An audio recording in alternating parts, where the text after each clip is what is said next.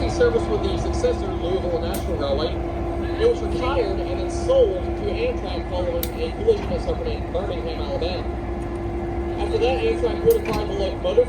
They would repair and upgrade the locomotive to a GP9, meaning it had its power output increased from that 1,500 horsepower to 1,750 horsepower, and they used it in maintenance and way service. After Amtrak retired the locomotive, we acquired it from them, brought it to Chattanooga, restored it back to its original appearance, and we've been running it here ever since. But it is still technically a GP9 rather than the original GP7.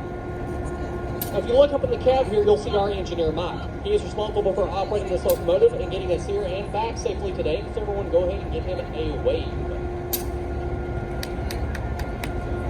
Now, while these are commonly referred to as a diesel locomotive, the correct term for these engines is actually diesel electric, meaning inside this engine there is a large diesel motor turning a generator. That generator produces electricity, and that electricity is fed down to the electric traction motors that sit on each axle of this locomotive. And it's those electric traction motors that are actually propelling the locomotive, hence the term diesel electric. So you can think of them as a hybrid of sorts. Now, diesel locomotives have always been made that way, and that's the way they're still made today.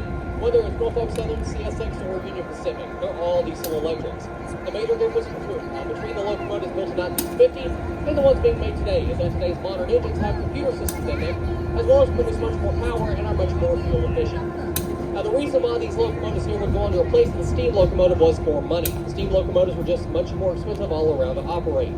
When you factor in things such as your fuel costs, maintenance and repair costs, the crew and labor costs, as well as the lubrication costs for all those moving parts, compared to all that, these diesels were just cheaper to run. So the railroads began purchasing these as nothing more than a cost-cutting measure. Now, you probably noticed our train is still sitting over there by that depot on track number 1. But what we're going to do here is line this turntable up with track number 2, so we can do what's called a runaround. Now, what that means is the locomotive will go past our train on track number 2 and then through a switch. It will then reverse through that switch back into track number 1 to recouple with the opposite end of the train. So what was the front will become the back and vice versa for the return trip.